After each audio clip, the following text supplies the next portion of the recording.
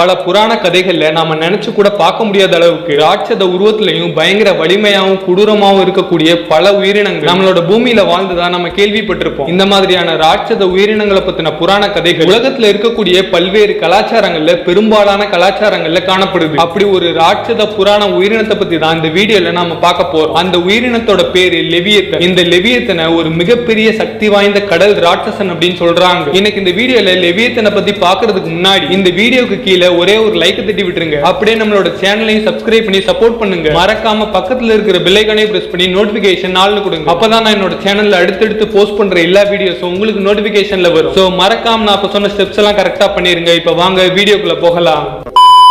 முதல்ல இந்த லெவியத்தன் அப்படின்னா என்ன, இந்த மிருகம் பாக்குறதுக்கு எப்படி இருக்கும், இதோட சக்திகள் என்னென்ன அப்படின்னு கேட்டீங்கன்னா, கிறிஸ்துவ புனித நூலான பைபிள்ல புக் ஆஃப் ஜாப் அப்படிங்கிற சாப்டர்ல இந்த லெவியத்தன்ங்கிற ராட்சத உயிரினத்தை பத்தின சில குறிப்புகள் இருக்கு. அதுல என்ன சொல்லியிருக்காங்கன்னு பாத்தீங்கன்னா, நெருப்ப மூச்சா விடக்கூடிய ஒரு முதலை அப்படின்னு, இல்லன்னா ஒரு மிகப்பெரிய ராட்சத கடல் பாம்பு தான் இந்த லெவியத்தன் அப்படின்னு சொல்றாங்க. இது மனிதர்களோட கட்டுப்பாடுக்கோ கற்பனைக்கோ இல்ல புரிதலுக்கோ எட்டாத ஒரு புராண உயிரினம். இந்த லெவியத்தனோட உடம்புல இருக்கிற செதில்கள் பாத்தீங்கன்னா இரும்பு மாதிரி இருக்குமா, அதோட இதயம் பாறை மாதிரி ரொம்ப வலுவானதா இருக்குமா, கரிய தீப்பத்தி எரிய வைக்கிற அளவுக்கு சூடான மூச்சு காத்த வெளிவிடுமா. லெவியத்தன் நினைச்சா இந்த உலகத்துல ஒரு மிகப்பெரிய பேரழிவையை உண்டாக்க முடியுமா. ரொம்ப வலிமையான வீரர்கள் கூட லெவியத்தனை பார்த்தா பயந்து நடுங்குவாங்களாம். மொத்தத்துல யாராலையுமே தோக்கடிக்க முடியாத பயங்கர வலிமையான சக்தி வாய்ந்த ஒரு கடல் ராட்சசன் தான் இந்த லெவியத்தன் அப்படின்னு பைபிள்ல குறிப்பிடப்பட்டிருக்கு. சரி, இந்த லெவியத்தனை பத்தின குறிப்புகள் பைபிள்ல மட்டும்தான் இருக்கான்னு கேட்டீங்கன்னா அது அப்படி இல்ல. இந்த லெவியத்தனோட ஒத்துப்போற மாதிரியான சில குறிப்புகள் உலகத்துல இருக்கிற வெவ்வேறு பண்டைய நாகரிகங்கள் காணப்படுது. இவ்வளவு இந்த லெவியத்தனுங்கிற ராட்சசனுக்கும் கடவுள்களுக்குமே போர் நடந்த மாதிரியான சில குறிப்புகள் இருக்கு. பண்டைய கிரேக்க புராணத்துல இந்த உயிரினத்தை கிராகன் அப்படின்னு சொல்றாங்க. டிராகன் இல்ல, கிராகன். ஸ்காண்டினேவியாவை சேர்ந்த கிறிஸ்துவ ஜெர்மானிய மக்களால் நம்பப்பட்ட நார்ஸ் மித்தாலஜியில ஜெர்முங்கந்தர் அப்படின்னும் இல்லனா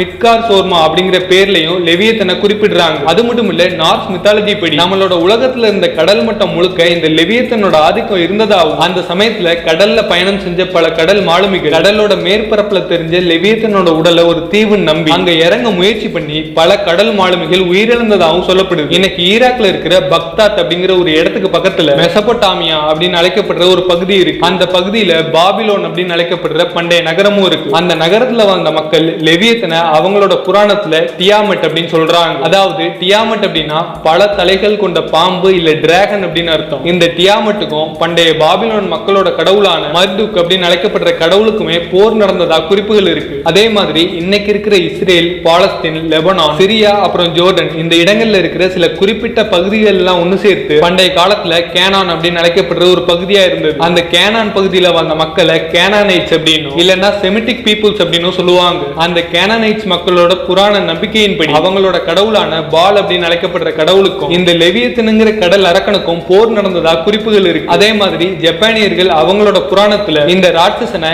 யமட்டா நோ ஒரோச்சி அப்படின்னு கூப்பிடுறாங்க. ஜப்பானியர்கள் குறிப்பிடுற இந்த யமட்டா நோ ஒரோச்சிங்கிற பாம்புக்கு 8 தலைகளும் ஒளிரக்கூடிய சிவப்பு நிற கண்களும் வயிறும் இருக்குமா. பண்டைய எகிப்திலையும் அவங்களுக்கு ஏத்த மாதிரி இந்த ராட்சசனை பத்தின சில குறிப்புகள் இருக்கு. பண்டைய எகிப்து மக்கள் இந்த ராட்சத பாம்பை அப்பப் அப்படிங்கிற பேர்ல குறிப்பிடுறாங்க. அது மட்டும் இல்ல, இந்த ராட்சத பாம்புகள் எல்லாம் பிளேயிங் டெத் ஸ்டார்ஸால மொத்தமா அழிஞ்சு போனதா சொல்ற மாதிரி ஒரு புராண கதையும் இருக்கு. இப்படி இந்த லெவியத்தனுங்கிற ராட்சசனை உலகத்துல வாழ்ந்த பல்வேறு பண்டைய கலாச்சாரத்தை சேர்ந்த மக்கள் அவங்களோட கலாச்சாரத்துக்கு ஏத்த மாதிரி அவங்களோட புராண கதைகள்ல குறிப்பிட்டிருக்காங்க. வெவ்வேறு கலாச்சாரங்கள்ல இருக்கக்கூடிய புராண கதைகள்ல இந்த ராட்சசனோட பேரு மாறினாலும் லெவியத்தன் அப்படின்னு அழைக்கப்படுற இந்த ராட்சத உயிரினம் இது ஒரு கடல்வாழ் உயிரினம். உலகத்துல இருக்கிற யாராலையுமே தோக்கடிக்க முடியாத பயங்கர சக்தி வாய்ந்த ஒரு உயிரினம்ங்கிறத எல்லா கதைகள்லயும் காமனா குறிப்பிட்டிருக்காங்க. இப்ப இந்த நவீன உலகத்துல கூட நமக்கிடையில வாழ்ந்துட்டு இருக்கிற சில பேர் கடல்ல ஒரு மிகப்பெரிய ராட்சத உயிரினத்தை பார்த்ததா சொல்லியிருக்காங்க. சில பேர் பேரை வெளிப்படையா சொல்லி லெவியத்தன் அப்படின்னு அழைக்கப்படுற அந்த ராட்சத உயிரினத்தை நான் கடல்ல பார்த்தேன்னு சொல்லியிருக்காங்க. இந்த புராண உயிரினங்களை வச்சு திரைப்படங்களும் எடுக்கப்பட்டிருக்கு, வீடியோ கேம்ஸும் உருவாயிருக்கு. நகர்ப்புற புராண கதைகள் அப்புறம் புராண கதைகளை வரக்கூடிய சில சர்ச்சைக்குரிய உயிரினங்களை பத்தி ஆய்வு செய்யக்கூடிய மித்தாலஜிஸ்ட் அப்புறம் கிரிப்டோ ஜுவாலஜிஸ்டுகள் இந்த லெவியத்தனுங்கிற ராட்சத உயிரினம் ஒரு சுவாரஸ்யமான தலைப்பா இருக்கு. மக்கள் சில பேர் இந்த ராட்சத உயிரினத்தை நாங்க நேர்ல பார்த்தோம் சொல்லியிருந்தாலும் லெவியத்தன் அப்படின்னு அழைக்கப்படுற இந்த ராட்சத உயிரினம் உண்மையாவே இருக்கு அப்படின்னு சொல்ற மாதிரி எந்த ஒரு ஆதாரமும் இன்னைக்கு வரைக்கும் கிடைக்கல. சோ இந்த லெவியத்தன் கடல் ராட்சசனை பத்தி நீங்க என்ன நினைக்கிறீங்க? இப்படிப்பட்ட ஒரு மிகப்பெரிய ராட்சத உயிரினம் உண்மையாவே இருக்கிறதுக்கு வாய்ப்பு இருக்கா இல்லையா? உங்களுக்கு என்ன தோணுதுங்கிறத கமெண்ட்ல சொல்லுங்க.